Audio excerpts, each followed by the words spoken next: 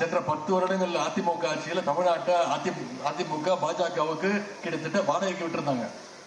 மீண்டும் ஒரு முறை அவங்களுக்கு வாய்ப்பு போட்டுட்டீங்கன்னா இன்னைக்கு தமிழ்நாட்டை பாஜகவுக்கு அதிமுக வித்துருவாங்க. இன்றைக்கு பாஜகவுடைய அடிமையாக அதிமுக செயல்பட்டு கொண்டிருக்கிறது.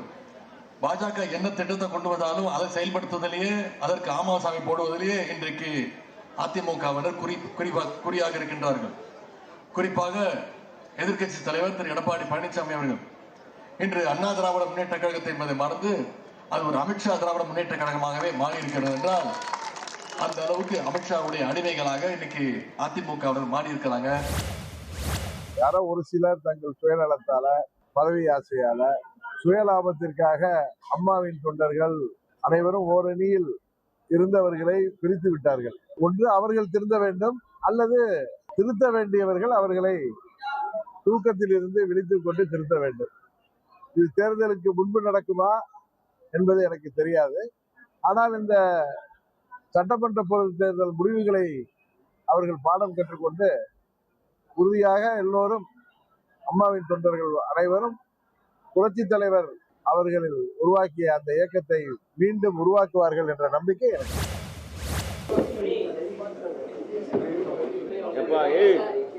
யாருப்பா எங்க தலைவரை தள்ளி விட்டு போறீங்க? உங்க இது எங்க தலைவரை கீழே தள்ளி விட்டு போறீங்க. அங்க பாருங்க தள்ளி விடுறாரு. எங்க இதுல இருந்து யாரும் தள்ள முடியாது. அவர் யாராலும் தள்ள முடியாத இடத்துல இருக்காரு தலைவர். சரி போலாமா? புது பொண்ணு என்ன செய்வாங்க?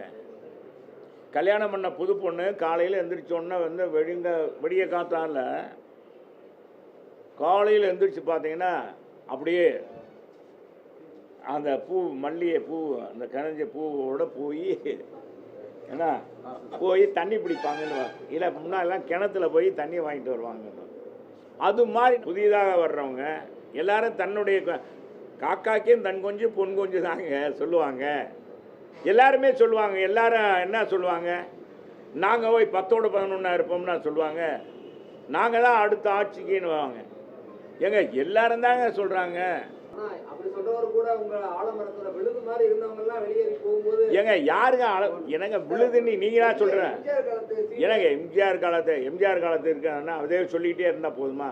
என்ன 9 தடவை சட்டமன்ற உறுப்பினராக இருக்காரு, பல தடவை அமைச்சராக இருக்கார். அதை கொடுத்த யார்? செங்கோட்டையனுக்காக தனியாக ஓட்டு போட்டாங்க. ரெட்டலை சின்னத்தை பார்த்து மக்கள் ஓட்டு போட்டாங்க. புரட்சி தலைவர் அம்மா, அதுக்கடுத்து எடப்பாடியார். இதே எடப்பாடியாரை பார்த்து ஆகா ஓகோன்னு தானே இவர் புகழ்ந்தார்ல, நம்ம செங்கோட்டையனே புகழ்ந்தார்ல.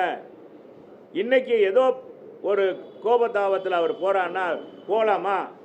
ஏங்க எனக்கு எந்த கட்சியும் வேணாயா, எந்த பதவியும் வேணாயா, எம்ஜிஆர் கட்சி உருவாக்கின கட்சியில் இருப்பேன்டா அப்படி சொல்கிறவன் தானே ரோசமானவன். அவன் தான் மனுஷன்.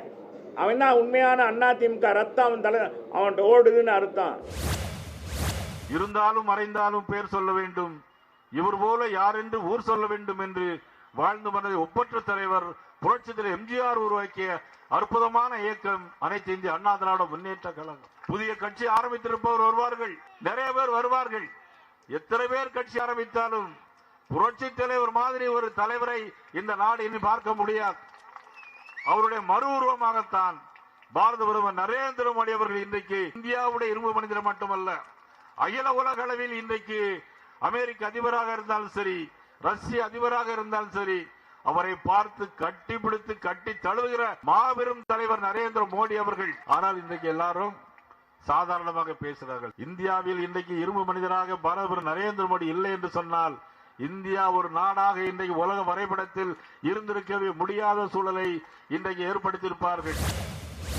2014-17 இந்த பிரச்சனை வரும்போது அதிமுக நீதிமன்றத்தில் பிரமாண பத்திரம் தாக்கல் பண்ணாங்க. ஆனா இன்னைக்கு அதே அதிமுக அரசுக்கு எதிராக பேசுறாங்க. பாஜக செயல்பாடுகளை ஆதரித்து அதிமுக பேசுறாங்க. நீங்க என்ன இப்படி ஒரு சிறுபிள்ளை மாதிரி அண்ணன் ஒரு கேள்வி கேட்கிற? கூட்டணி வச்சுட்டு அப்புறம் எழுத்து பேசுவியா நீ? எந்த தர்மத்தை விடவும் கூட்டணி தர்மம் பெருசுன்னு உனக்கு தெரியாதா? கொள்கையாவது ஏதாவது பேசிட்டு இருக்காது. நீ கொள்கைன்னா என்னன்னு சொல்லு. கொள்கைன்னா என்னன்னு சொல்லு. தீபம் ஏத்துறதுக்கு சிரிக்காத நீ. இதெல்லாம் ஒரு சிரிச்சுட்டு போ. அங்கிட்ட எல்லாம் தெரிஞ்சுக்கிட்டேன்ற ஒரு கேள்வியை கேட்டுக்கிட்டு இருக்க. கூட்டணி வச்சுட்டு சொல்ல இப்படி எஜமா கோச்சுக்க மாட்டாப்லையா? சொல்லு. நீ என்ன ஈடி ரைடு வரணும்னு நினைக்கிறியா? இல்ல ஏதோ பிரச்சனை என்ன? உடனுக்குடன் செய்திகளை தெரிந்து கொள்ள சன் நியூஸ் பெல் ஐகானை கிளிக் பண்ணுங்க.